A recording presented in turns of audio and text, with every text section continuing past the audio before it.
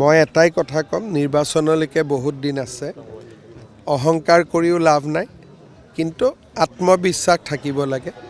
মোৰ এটা প্ৰচণ্ড আত্মবিশ্বাস আছে যে যোৱাবাৰতকৈ এইবাৰ বিজেপিয়ে আৰু বেছি ভালকৈ জিকিব। কিন্তু ভোটটোতো মানুহে দিব, গতিকে ইয়াত অহংকাৰৰ স্থান নাই।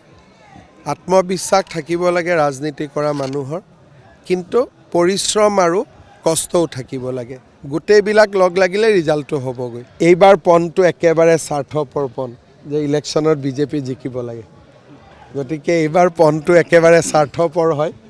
আৰু অহা বিহুৰ আগতে নিশ্চয় ইলেকশ্যন হ'ব, গতিকে এইকেইটা দিন ইলেকশ্যনৰ বাদে বেলেগ কথা চিন্তা কৰা নাই। চাওক, মই এইটোৱে বিচাৰোঁ যে বহুত বেছি প্ৰধানমন্ত্ৰী হ'লে ভাৰতৰ কাম কৰিব লাগিব, গৃহমন্ত্ৰী হ'লে ভাৰতৰ কাম কৰিব লাগিব, কিন্তু মই ভাবোঁ যে অসমত কাম কৰাৰ বাবে আটাইতকৈ ডাঙৰ প্ৰয়োজনীয়তা আছে। ভাৰতৰ ৰাজনীতি কৰিবৰ কাৰণে বহুত মানুহ আছে, কিন্তু অসমৰ যিবিলাক সমস্যা আছে সেইবিলাক সমস্যা সমাধান কৰিবৰ কাৰণে মই ভাবোঁ যে আৰু 5টা বছৰ ৰাজ্য ৰাজনীতিত থকাৰ মোৰ প্ৰয়োজনীয়তা আছে।